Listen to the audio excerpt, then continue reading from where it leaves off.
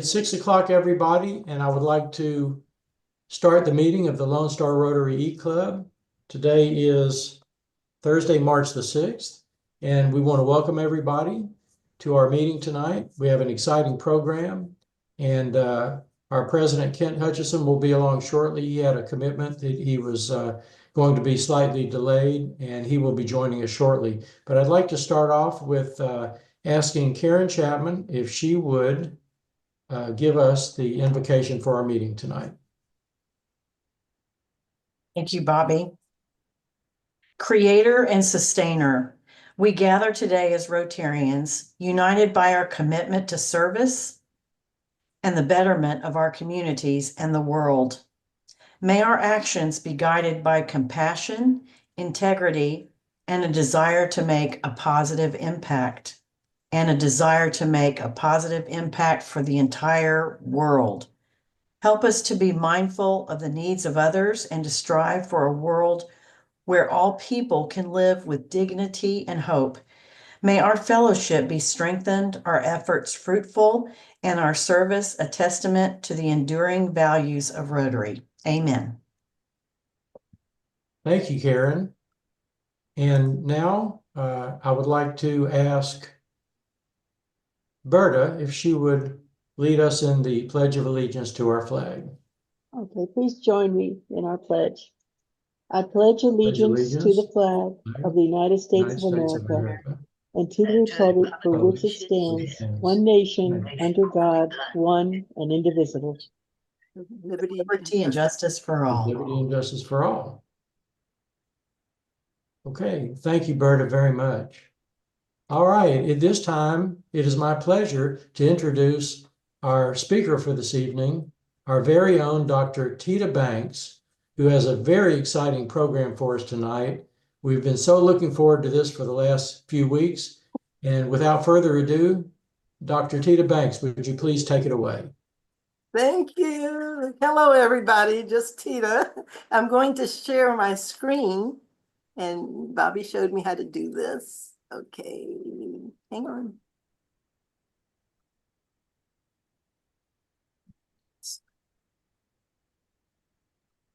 One second. Make sure You take your time.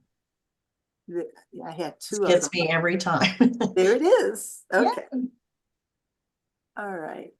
So thank you so much for the invitation to share some of the work that I do. A couple of weeks ago, I had the honor of addressing a group at the United Nations headquarters in New York. This year is the 80th anniversary of the United Nations. So it's a big deal in terms of looking at where we are, the major agreements, the major goals that the UN has established, and how civil society and NGOs can assist in doing that. I chair the World Federation of United Nations Associations. That is the civil society portion of the United Nations. It was established by Eleanor Roosevelt just about the same time the UN was established. She felt that the civil society needed to be a part of the mission and the vision of the UN in order to get its work accomplished, that it couldn't just be the diplomats and the governments doing it, but it took the buy-in and the attention of civil society. And I think today we see exactly why, because if we rely just on politics, that may not have all of the relations that are necessary, and it really takes people to people. And in fact, Eleanor Roosevelt called it the people's movement, all surrounding to ensure human rights. So Karen, your remarks in the opening were very apropos, because that's exactly what the mission is. Okay. Okay. Now, how do I go to? Uh-oh. I don't know how to get my next page. Oh, here it is. Nope. You may be able to use the arrow down on your keyboard. Yeah, I was trying to do that, and that's not. Or the arrow right. Nope, it's not doing either one. So let me go back for a minute. Okay, so I'm screen sharing. So where is? That's odd that it's not moving. You just keep trying. We've all Are you been, on are you on a Windows We've all machine or been a there. Mac? Windows or Mac? Windows. Okay, hit your escape key. There, I Oh, found there it. you go. Very good. It was way over somewhere else. Okay, so so I've put in this is general information. After World War I, of course, the League of Nations was established. And so it was in Geneva, and this is all the background of the League of Nations. I put it in primarily because this building still exists. In fact, we met there last May. So we use both the headquarters in New York and the headquarters in Geneva. So this was the League of Nations, and there's this beautiful gold, now it's all gold, this a globe that sits outside. It looks like a Versailles garden or something. It's a gorgeous setting. And then this building on the right, this is the new UN that was building that was established later with your traditional flags. So that was the reason I put that there. Trying to think of what did I, oh. Okay, so the history, the UN came in 1945. So we had, so that puts us at our 80th year with the charter. Oh, oops, I don't want that. Okay. So that was a video about the UNO. But the basic thing about the charter is where it talked about, the equal rights, fundamental human rights, and established so that there would not be, since we've seen 2 world wars, so it referenced those wars, and the whole thing was so that as we go forward, there would be no World War III, which we've heard recently some talk about. Okay, but this was the agreement. And so all of the policies and the structure and everything come out of this charter. Okay, so following that was the Declaration of Human Rights, and this is Eleanor Roosevelt's major initiative, and it's the nations currently base their human rights issues and their protections under this Universal Declaration of Human Rights. So even the commission, the UN Commission on Human Rights, it's based in this particular document.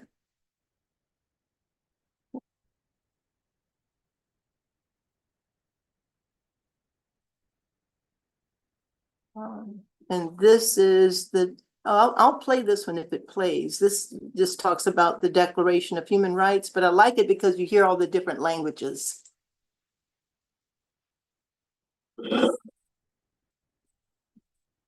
As members of the United Nations, conscious of our own shortcomings and imperfections, join our effort in good faith to live this identity. Os seres humanos podem invocar os direitos e as liberdades proclamados na presente declaração sem distinção alguma. Everyone has the right to education. Education shall be free, at least in the elementary and fundamental stages. Todos son iguales ante la ley y tienen sin distinción derecho a igual protección de la ley. Братство может быть заключен только при свободном и полном согласии обеих вступающих в брак сторон. A droit à une nationalité. Nul ne peut être arbitrairement privé de sa nationalité, ni du droit à changer de nationalité. 受刑事领导者在未经获得庇护上所需的一切保证的公开审判，而依法证实有罪有前，有权被视为有罪。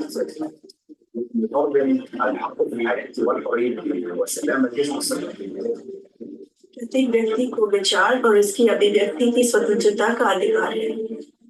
Wote wamezaliwa huru, hadhi zao ni sawa.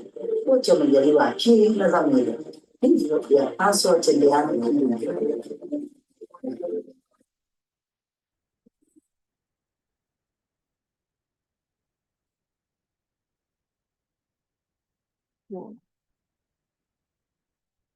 So that was the film when the Declaration was celebrating the 70th year. So both of these, we're moving them up forward. In 2000, or a couple of years before 2000, many of you are familiar with the UN Millennium Goals. So from the time of the opening of the UN up to the Millennium Goals, we basically just followed the Charter and the Declaration of Human Rights.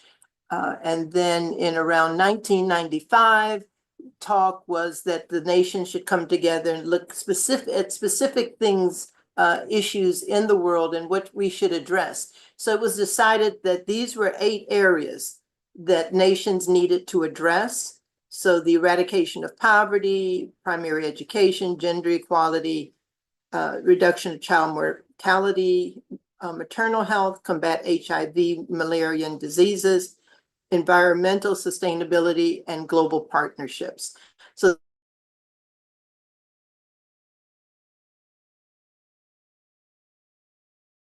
2015, and we did major achievements towards those goals between those years. In 2014, we started with the World Federation. That's something that we did. We started assessing where have we made impacts in these areas. What's interesting about the MDGs was the US was not compelled or included in that reporting, mandatory reporting portion. So it was almost like everybody else has to do this, not the US. So, and we were assisting other countries, but we did not look internally. Why? So we didn't think that we had to. It was very interesting. Okay. Yeah. World stuff doesn't stink. Interesting. Yeah. That was interesting. Although we did some of the work, but the reports we were looking for were from other countries. But to think, and these are developing nations, or these are nations that have all of as if we didn't have any. That was the hope, so, which was very, But what happened is that, those were the 8. I guess you could see those. Oh, so they just had little images for the 8 Millennium Goals. Okay. So the progress that was made between those years was very significant. Okay. So between 1990, overall incomes increased by 21%, poverty declined by 130 million, child mortality rates fell from 103 to 88 per 1,000 lives births. Life expectancy rose from 63 to 65. 8% of developing world's peoples received access to water. Water was a major thing. That's why with and some of these goals, you'll see where the Rotary sort of folds in, because when we talk about water wells, or when we talk about diseases or afflictions such as polio, those all fall within these MDGs. Okay. Sanitation services were directly related to the level of diseases in some of the countries. So we did make significant progress in those 15 years under the MDGs. However, they weren't enough that we saw.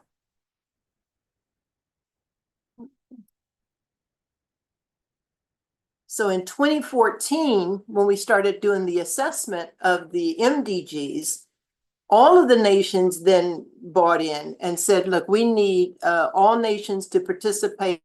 So we established the Sustainable Development Goals, the SDGs, or the global goals. This included the US. So all nations were included in this one. Part of it was because progress was far from being uniform. There still remained huge disparities. Poverty remained greatest in rural areas. So in 2015, this is when we shifted from the MDGs to the SDGs. Okay. And so the goal was to achieve all of these goals in the next 15 years. so we did 2015, yeah. And including everyone. So when we see leave no one behind, it's not only leave no one behind, but leave no nation out of the consideration. So we were able to do that, and we established those. And these are the global goals. So they went from 8 to 17, and people had a problem saying this is too many, you know. You know, there were a lot of committees that got together and said, no, we need to be more specific in terms of what these things are. So in fact, on tomorrow, they will begin celebrating International Women's Day, which goes to goal number 5. So and we didn't see these type of specific things in the 8 MDGs. For instance, everything dealing with environment, 13, 14, 15, those now have been, you know, specialized. So you could see what those are. Partnerships continue to be key, and that's goal number 17. So in terms of the Rotary, the Lions, and all of our NGOs, this is why 17 encompasses everything. This is the partnerships, and the way that we can achieve these things is not that the UN alone can do it, nor any one organization can do it, but it's going to take developing partnerships between NGOs, with corporations, with governments, and it takes that whole village. I'll just read quickly off. So goal number 1, no poverty, that stayed there. 0 hunger, that was sort of consumed under poverty. So we split that out. Same thing with good health and well-being. So those 3 now have become separate. Quality education stayed by itself. Gender equality. Clean water was under health. Affordable and clean energy, that was a new one. These 2, decent work and economic growth, and industry and innovation and infrastructure, these were totally new types of goals. But this has to do with employment training. So quality education and decent work portion, so universities use these 2 together. And also industry, innovation, and infrastructure.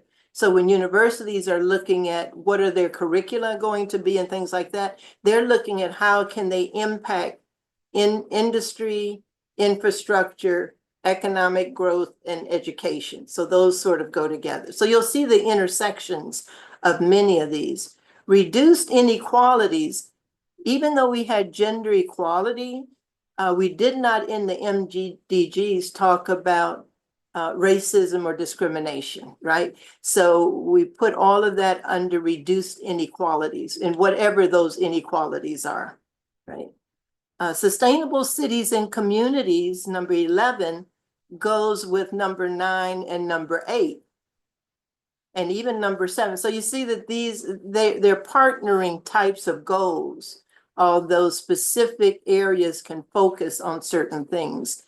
I know when the Greater Houston Partnership has its annual meeting, they focus on number 11 and number 9, sustainable cities and communities, as well as industry, innovation, and infrastructure. So what are we doing, say in Houston or Dallas or in our major cities and even rural cities throughout Texas? So these are the areas that we're evaluating and looking at. And as new industries come into the area, or we're looking to see what do our communities need, these are what we're looking at. Responsible consumption and production. This is an interesting one because it has to do with the cost of eggs. Okay. And then the production. Okay, how are they aligned?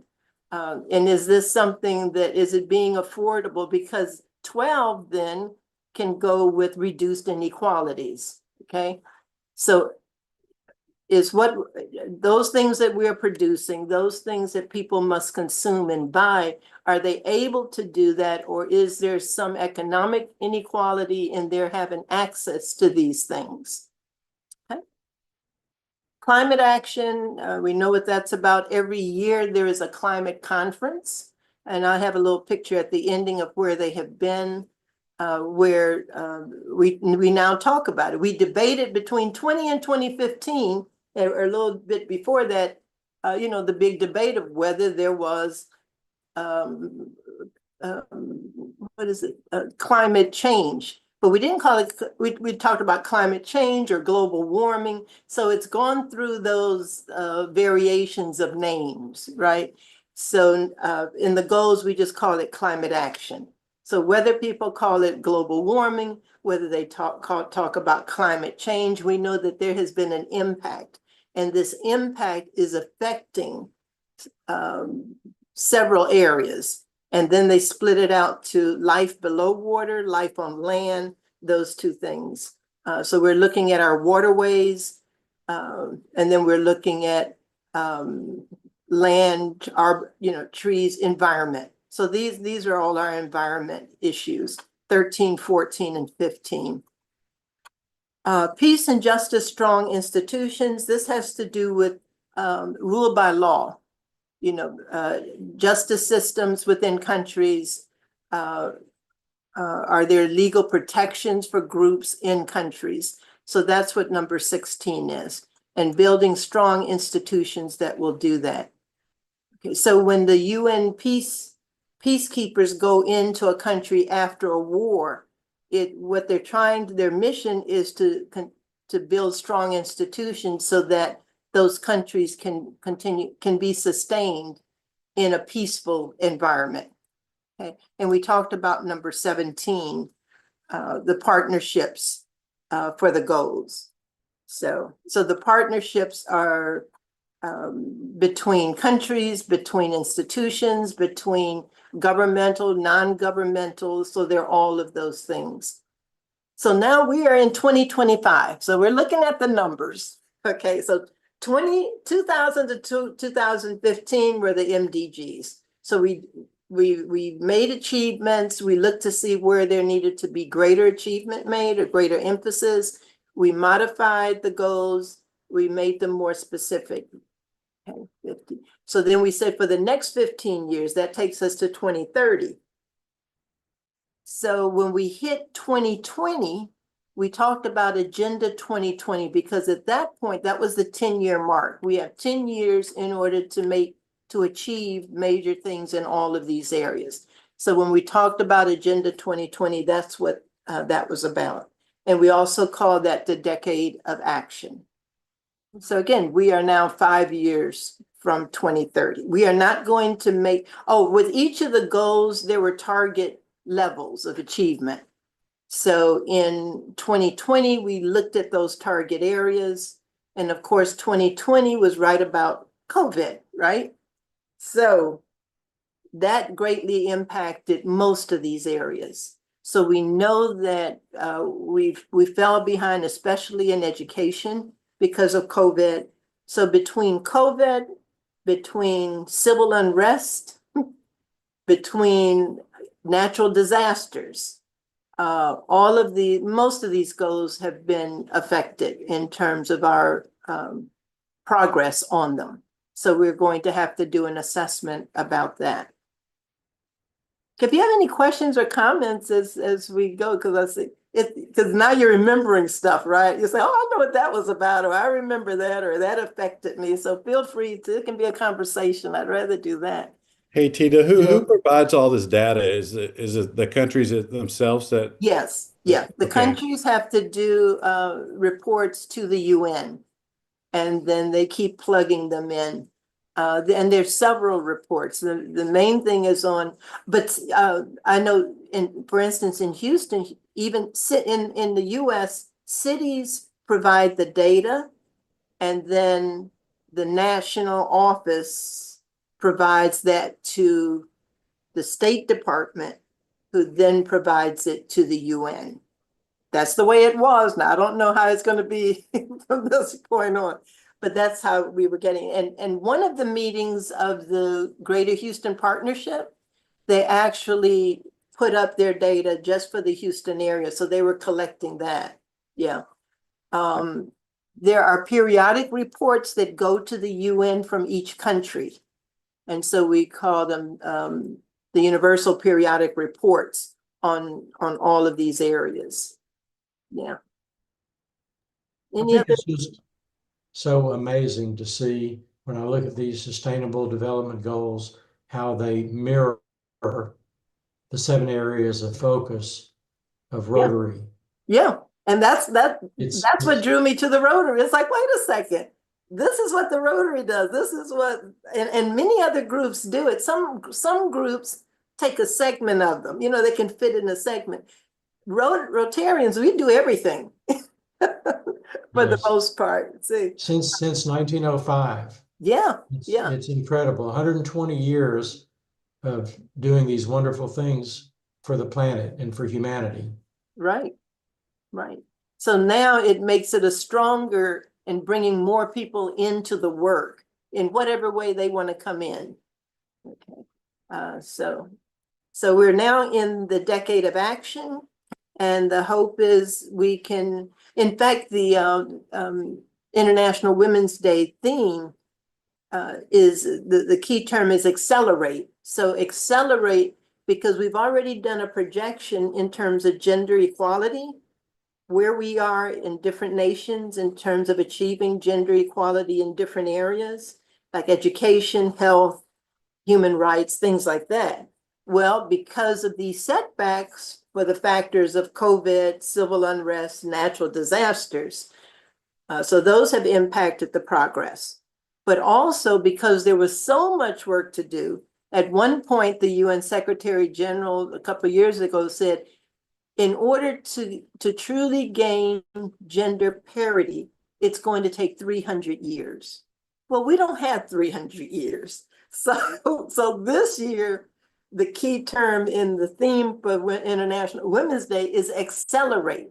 And so that's what it's addressing, accelerate that time span of calculation that it's going to take us to get to that point. So. Any other comments about these?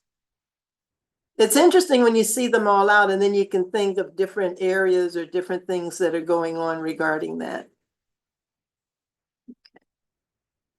I have, comments that I can't say.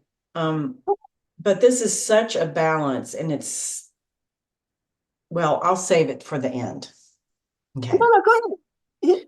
No, it could be a heavy discussion, so I'll save it for the end. Okay. All right. So last September was the Summit of the Future. That was the theme of opening of the General Assembly.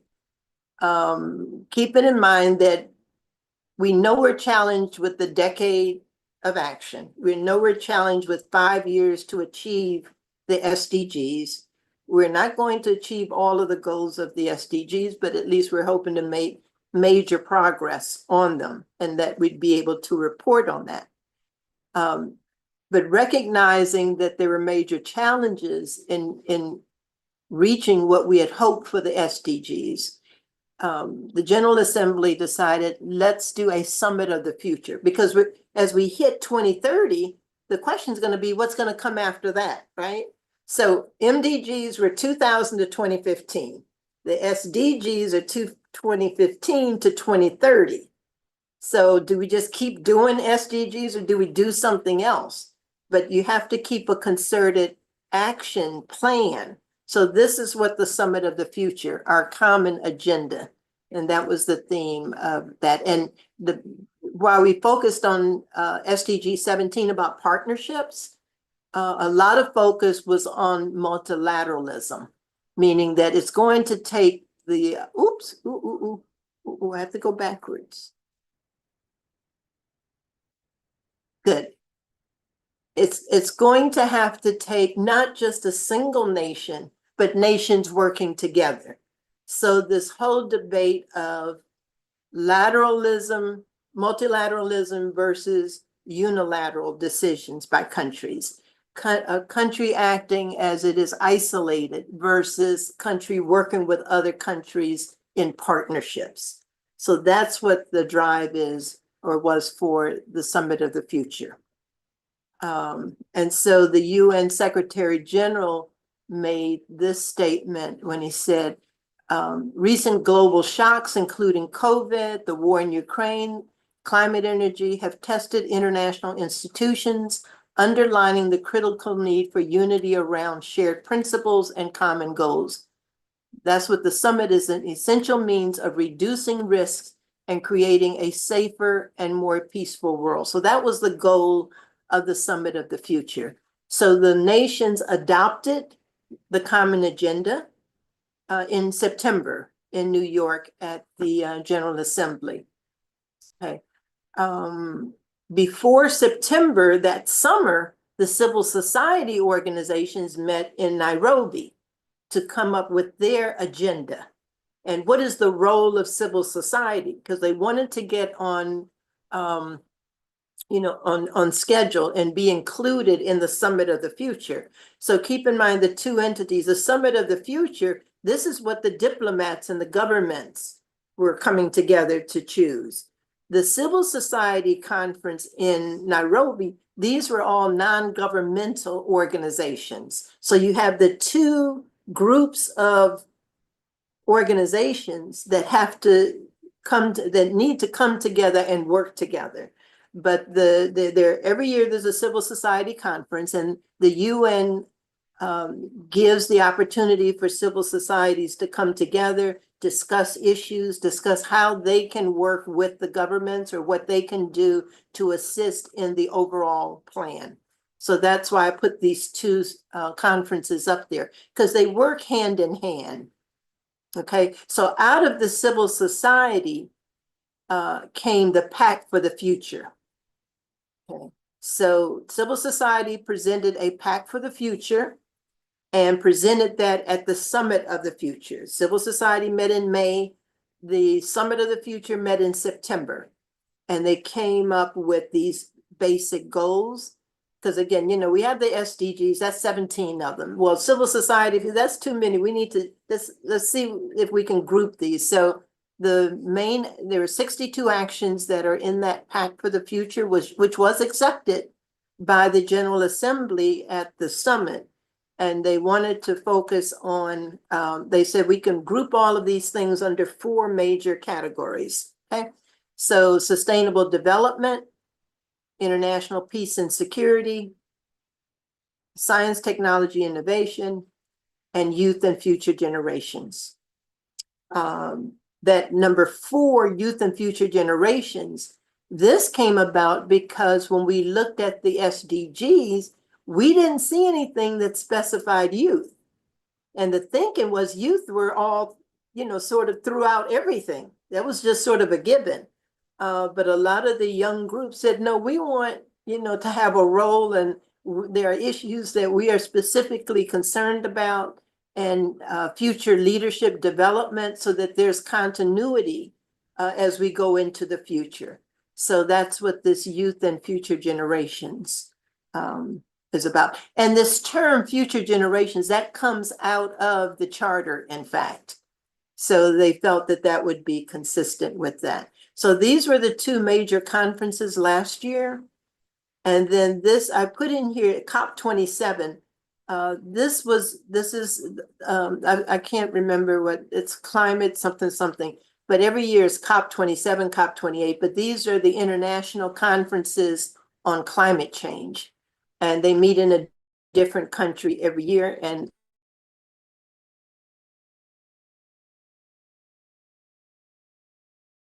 they have, the major presentation regarding the climate issue. Okay. Any questions about these 2? These are the most significant things that have happened since we put together the SDGs. To have this Summit of the Future, this Pact for the Future, that's a major thing. Okay. And again, it included all nations. So no nation, every nation was equal, just as the ideal of the UN is. Big nations, small nations, they all have equal footage in these discussions. Okay. Oops. Almost done, and then I can let you. Okay, I just included this. I know the writing is small, but I thought this might be in, because when people talk about the UN, they don't know how vast it is. It's not just the headquarters. So just to show you a couple, so the main organs are the General Assembly, the Security Council, with the World Federation. We meet with the Security Council every month.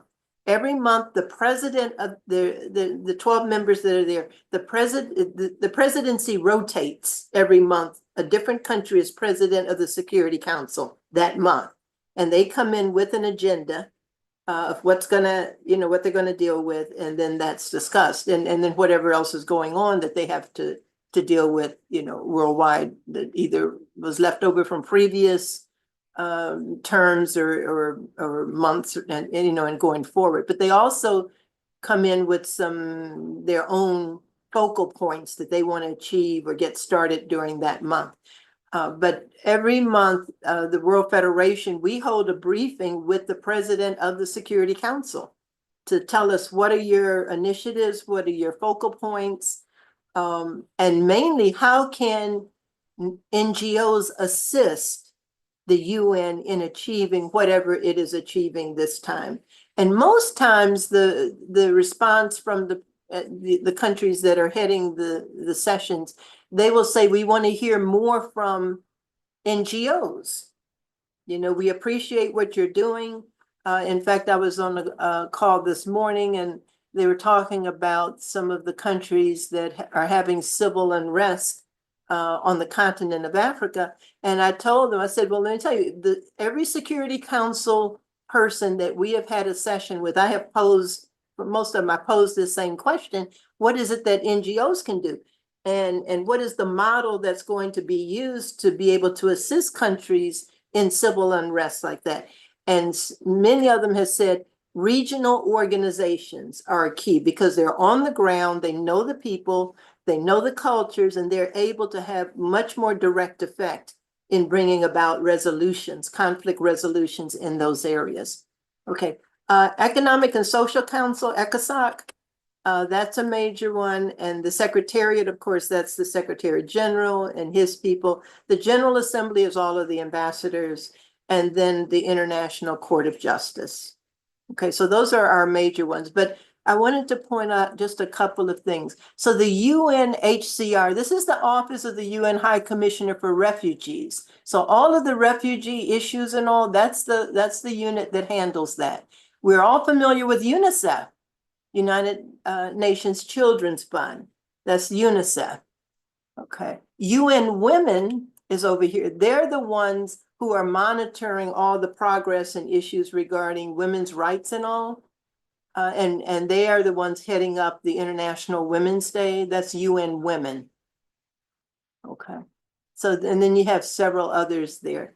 Under specialized, under the Economic and Social Council, the ones you've probably, UNESCO, you've heard, that's the Educational, Scientific, and Cultural Organization. That's UNESCO. Okay, and of course, you've heard lately in the news, the World Health Organization, WHO. So the UN does all of these things. So it's interesting that sometimes people say, oh, well, I don't like what the UN is doing. I don't think we need the UN. And I said, well, are you familiar with UNICEF? They said, oh yeah, we support UNICEF. And I was like, okay, well, UNICEF is part of the UN, so they don't know that it reaches all of these areas. Nations pay or make contributions to the UN based on their size, their capability, their GNPs and things like that. So of course, the US is one of the major contributors to the UN. Okay, so when the US says, well, we're going to withhold our funding of the UN, it's affecting all of these other places. Okay. Oh, this trusteeship council, it doesn't have any work right now. This is when you had countries that were sort of not belonging to any place and not yet a whole ratified country or something like that. That's what the trusteeship council is. So But right now, there are no countries that I understand that are in that category. They've either become part of the UN, they've become independent nations, things like that. There is another organization that handles, and they're out of Sweden. I believe that's where they are. They handle like indigenous groups, things like that. And some of them are trying to form into their own nations. If they're able, and some have, if they form into their own nations and then they can apply to be a member of United Nations, then they move out of that other organization for that. And in fact, the person who headed that for some time was the grandson of Ralph Bunche. Ralph Bunche was very key in the formation of the United Nations. He received the Nobel Peace Prize for handling the Middle East issue back in like 1950 or something like that. Yep. Okay. Any comments on this chart? It's a busy chart. And what I can do is I can send this, Bobby, to you, the whole presentation, and then people can just have it if they want. Are you looking at a chart, Teta? Yes. Because we're not seeing a chart right now. Oh, what are you seeing? I'm seeing it. Well, Well, I'm seeing it. I don't know what my screen is doing, and I'm just seeing the Hollywood Squares. I have a feeling that, Bobby, our internet is a little wacky tonight. Something's Okay. going on. But if you want to come up here and see it, it's a wonderful chart. Yeah, I need to. Okay. It's busy. It's a bit, everyone else can see it, right? Yeah. Yeah, I'm okay, going, it's me. wait, It's can I me. read it? Come on up here. Okay, It's a great chart. I'm good. I'm controlling this. It's good. Okay. Yeah, I'll send it out, send it to Bobby, and then we can share it to our all members. It's just good information. Well, I see it now. Yeah, I had something hit wrong. Sorry. Oh, okay, okay. But any questions on the structure? And when you think of all of the work that's done now, I was looking to see where the peacekeeping portions are. Keep in mind that the UN also has a whole peacekeeping segment, and that's where it goes out as part of Security Council. See the peacekeeping operations? So I was sharing with someone this morning on another session that when Liberia went through its civil war, which was a 20-year war, I was serving as Consul General of Liberia, and I was brought in the middle of the Civil War. When we were able to end the war, then it was a rebuilding of the nation and keeping the peace. That's when the UN stepped in with the peacekeepers, and they brought in their people who stayed with the country for almost 10 years to ensure the peace building of the nation. They don't go in for military purposes. They go in to help, restore like water wells, all of those, like the Army Corps. That's what I sort of equated to. Yeah. Teta, I'm sure you did, and I missed it, International Court of Justice. Did I? Go ahead. Did you cover that? No, I didn't say much about that. This is if there is a dispute between nations, then the UN can step in. It comes usually out of a recommendation from the Security Council. Now there are two international courts, the ICC, and then I forget the other one. One of them, our government does not recognize, but the ICC is within the UN, so we do recognize that one. Okay. There's one, for instance, I forget which one it is, but let me go back as the example with Liberia. The former president of Liberia, who was responsible for a lot of the Civil War, he was taken before the other international court, and then they sentenced him. Okay, so that's what that court does. Yep. Okay. Okay, so that. I wanted to give you the whole background of the UN just for general information, and so you can actually have it in hand. But this is what we do as WAFUNA. Okay, So we're a federation. We were founded a year after the UN was founded. And our objective is to promote those things that are in the charter, those things that are in the Declaration of Human Rights. And then we promote multilateralism. Over 100 nations have UNA chapters. UNA USA is one of the largest of the chapters. I guess we call them chapters, one of the members.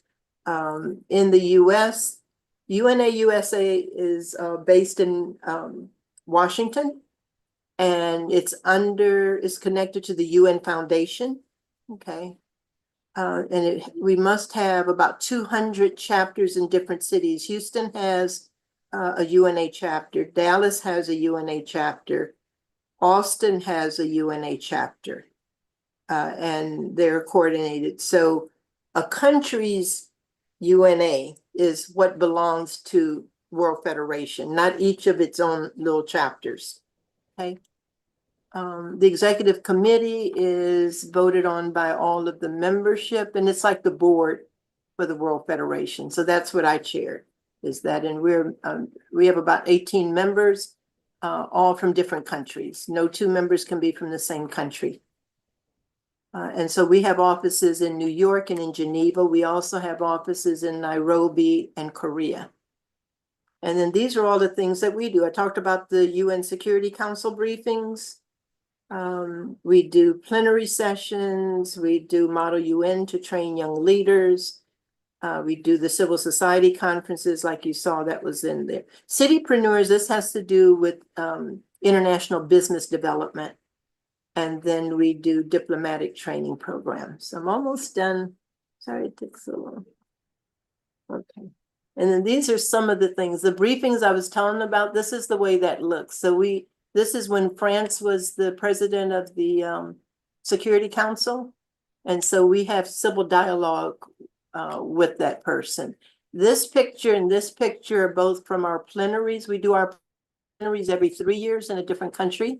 Next year it next year it will be in Geneva at the UN headquarters. This one was in Tbilisi, Georgia. And we basically focused on SDG 17 about partnerships. This is the WHO. We have a partnership with the WHO to bring in pre-med students and med students to discuss futuristic issues in health throughout the world, different regions, tropical diseases, things like that. This is some of the members of our Buffoon Executive Committee. And then this is a session, I believe this is when we were in, this is one of our briefings. Like we said here, the briefings, and we use some of the council rooms there at the UN building. And that's it.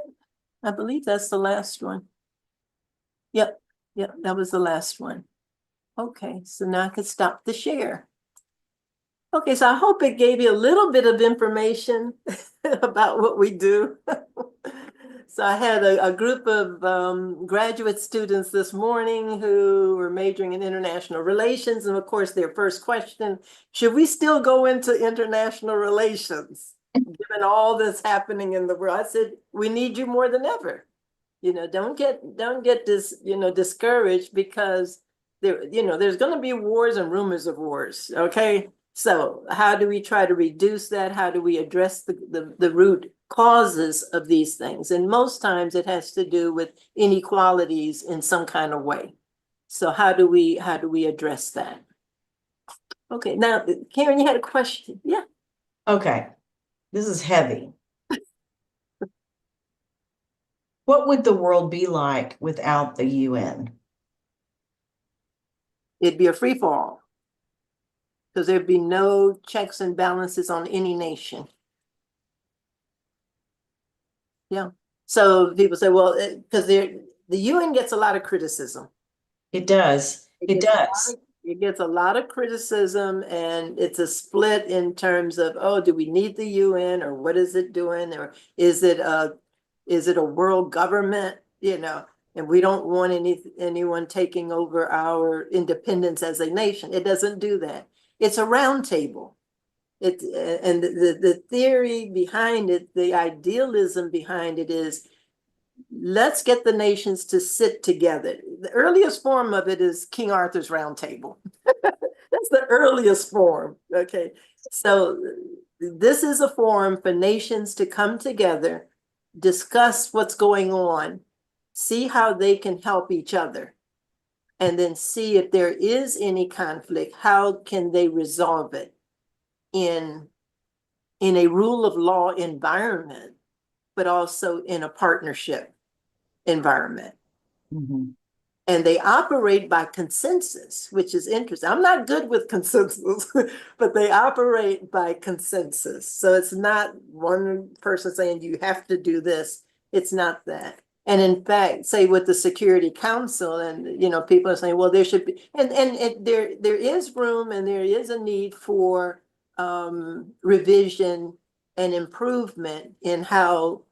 And the main thing a lot of people point to the UN Security Council, because the UN Security Council, there are 5 permanent members, and then the rest of them will alternate. The 5 permanent members, if any one of them vetoes something, the whole thing gets vetoed. So that's an area that really is like an Achilles heel, that we're, trying to do some changes there, or how it's going to be done is still a question. But the work, as you saw in that big chart, it does so much work outside of what people see on media. What they hear on media is the Secretary General said, oh, this is good or this is bad. It's more than that, because the Secretary General himself cannot make a decision like that. It takes the whole assembly with everyone voting equally to do that. Oh boy, I don't want to dominate this. Charta looks like she is. Oh, look, Tom has a question. Tom has a question. I do. My question is this. When you're talking about NATO and the UN, and both of them are in peace, they're trying to keep peace, but one of them is totally military, where the other, of course, is looking at a bigger picture. Mm-hmm. I don't see, as long as you have different cultures, how you can hardly expect anything other than ceasefire rather than total peace with just one culture out there, because there's just too many different values with each culture. I don't see how those can really work together. What happens? Yeah, the goal is not to make it a single culture. The goal is to respect each culture. Mm-hmm. And to find out what is the best way to resolve it so it's a win-win situation. So the ultimate goal of conflict resolution, right, is win-win. Otherwise, one person is going to be bitter. Okay, so how do you do that? And that's the difficulty. And that's why it takes people who are steeped in, the art of diplomacy, negotiation. And the thing of negotiation is you continue to talk. Some people don't like that. But when you stop talking, that's a problem. That's a problem when you stop talking. So they have to talk to each other. So, yeah. Can I ask? Anyone else? Linda, did you raise your hand? A gentle question, Teta. The UN, I've always admired all of the many efforts and programs that are available to the world. However, I was personally offended in the beginning of the Hamas attack, that they so quickly went in and censored Israel without, in my opinion, a fair and balanced approach to that. Mm-hmm. Mm-hmm. And I think that there's been some anger about that. And I would feel that way about a lot of, other situations, other cultures, even different people, but that was pretty harsh. Right. Yeah, that's been a very critical issue, and it continues to be. And it was, I mentioned Ralph Bunche. When Ralph Bunche was there in 1950, that was the issue. Mm-hmm. He was able to bring peace at that point. Right. So hopefully we'll have someone being able to get in there and be able to resolve it in that type of a peaceful way. But all of those areas where we have this continuing tension, it's a historical issue. Of course. So it's a matter of how far back in history are you going to go? Right. When we did, when I was working I'll take Liberia because that was a firsthand situation. After the war, people still were not at peace. That's why we had to do a Truth and Reconciliation Commission. So the focus was going to be, let's go to 1980. That's when this coup happened, from 1980 to 1996. When we started doing the interviews of people who had been affected, their issue didn't start in 1980. Their issue started in 1849. Sure. With the initial establishment of the country on other people's land. That's where it started. So all of those hearings had to go and address all of that historical crisis that had happened until we were able to work all of that out. Yeah. And that's the same thing with the Middle East, I think. You know, you have to acknowledge the entire history in order to really come to say, okay, so here we are, we agree that this has been the history. Okay, and then this is where we are, yeah. Yes, and there's going to be so many different emotional and personal perspectives of the history, and we all have stories to tell. But I think that particular one at this particular time in the development of our planet, many of us thought was terribly inappropriate. Right. We had the fortune to hear the general that is in charge of NATO there, of the countries all along the border there of Russia. Eastern Europe. And it is quite, it was very, very enlightening as to see how some of the countries support, money-wise, support Germany and those, in comparison with Poland and those that are right up there, what percentage of their national GNP they actually give, and the ones that are further back in, you know, nada. And yet they have a lot to lose if Poland and those countries can't hold the line. That's true. Yeah. I think Sharda is chomping at the bit to say something. Does anybody else, because we're going to end the meeting in just a moment, but does anybody else have anything they want to say? Oh, I have so much more to say, but well, we're coming up on 7 o'clock, and I want to thank Teta very much, Dr. Teta Banks, for being our speaker tonight. You had some very enlightening things to say, some great information.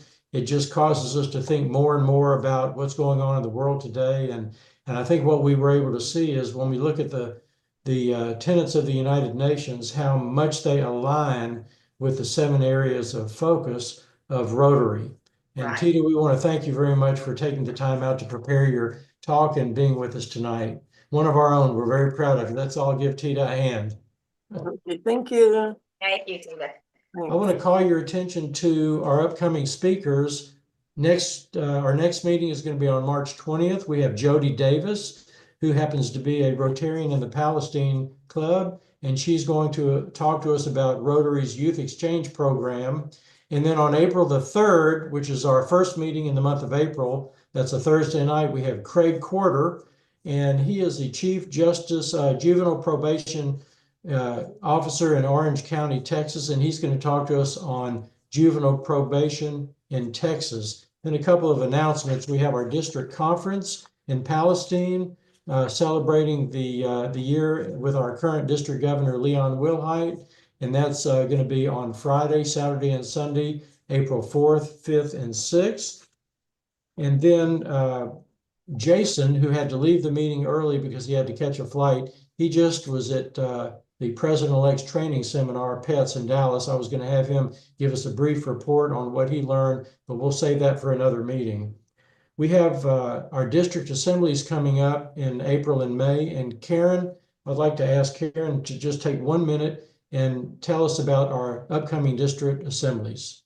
Our district assembly, I asked this question at Pets last Friday, and Teta, Alex, I don't expect y'all to raise your hands, but who knows what a district assembly is?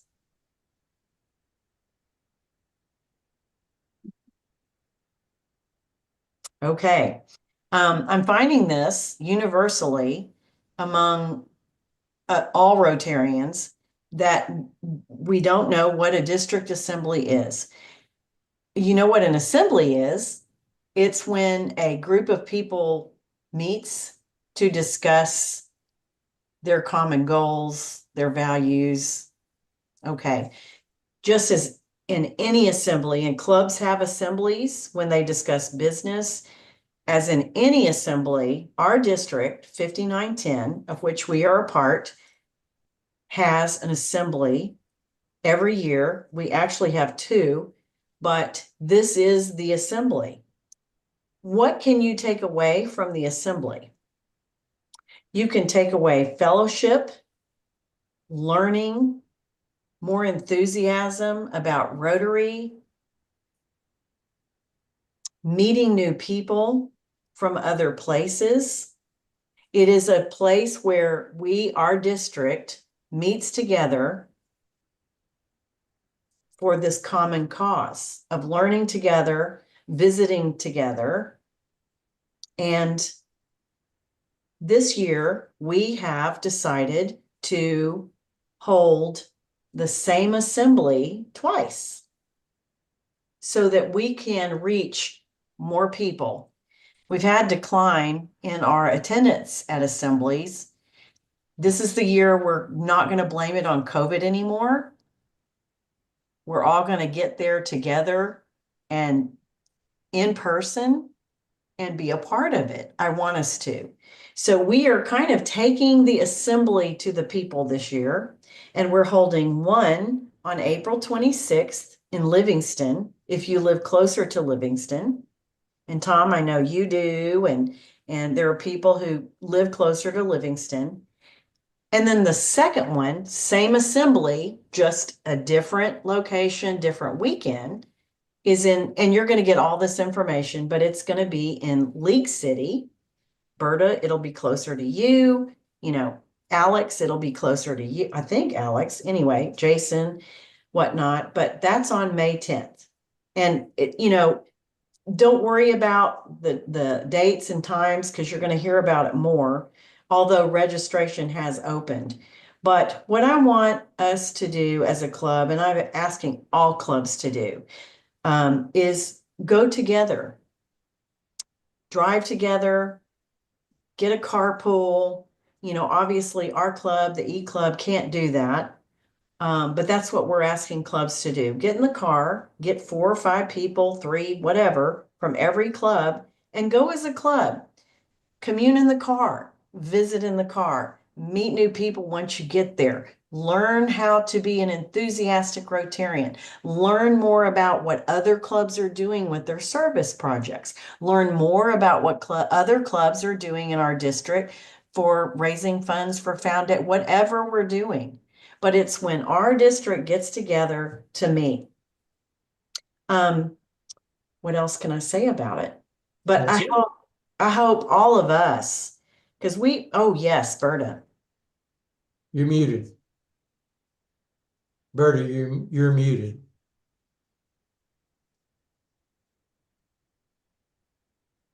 Berta. There we go. Okay. Yeah, I just I lost it now. Anyway, shoot, where'd it go? Okay, I just lost what I was gonna do. Anyway, no, I just sent out an email to all my Rotarecs trying to get them, and all my clubs to tell them, to go to at least be involved with district assembly. They've got the choice of 2 different ones. But what I told them is exactly what you said, that it's probably the major leadership training event for club officers, directors, committee chairs, and It's what it provides, new ideas for Rotary activities and inspiration and motivation. And it's really important for us to go. Wow, Berta, Working. you're speaking my language. But beyond that, for this one, and Charta, I know I want you to talk because you're so important, but I tell you what beyond the leaders of their incoming year, we're also this year encouraged, because this is the meeting where the new leaders, the new president, Jason, the new treasurer, we don't have a new one, but the new secretary, the new Berta, the incoming president after Jason, get together and learn together on that day. However, we're encouraging all Rotarians to go, because eventually all Rotarians are gonna want to step into a leadership role. Eventually, all Rotarians in a club are going to be called upon to lead their clubs. We're now at a point in a juncture where we are taking Rotary from a lunch meeting to an action club of service and being part of the world organization of Rotary. And the district assembly is just the first step in that and part of that. So that's why we're this year inviting everybody to be there. We're taking it closer to your club so you can get there easier. It's only $30, and that's includes a great lunch. And I'm telling you, these lunches are going to be great. But anyway, Charta, please speak to me. Well, I just say it's networking. And Yes. Yeah. in the car, the best time is in the car going down, and especially coming back. Man, the Right. ideas are just nuts. Right. And so, yes, carpool, and I hope there's time in there to in the actual session for people to get together and network, and the people from different clubs will find out how often their situations, their problems, their hopes are the same. And this it's a district together, and a regions in district together. So so much, so very effectively. Thank you. Thank you. I appreciate that. Sorry, Bobby. No, that's fine. Okay, is there any other good and welfare from any of our members before we sign off? I just like to thank Teta, and I may call you sometime to talk about stuff. Okay, do we have a volunteer for the four-way test? Somebody maybe who hasn't spoken yet tonight, or is anybody like to read the four-way test of the things we think, say, or do? Raise your hand. Alex, anyone else? Do we have a volunteer? Berta? Okay, Berta. Of the things we think, say, or do, first, Is the Is truth? it the truth? Is the truth. second, is Is it it fair to fair all to all concerned? Third, Will it bring build goodwill goodwill and Yes. better friendships? And fourth, will it be beneficial to all concerned? And fifth, Is it fun? is it Are we fun? going to the assembly together? Thank you all for Does anybody joining us live in the tonight. This was a Sugarland great area? meeting. Bobby, thank you. That was so Thank you good. all for joining us tonight. It was a great meeting. Thank you, Dr. Teta Banks, one of our own. We're so proud of you. Yeah. Hope you all have a great week or two, and we'll see you at our next Rotary meeting.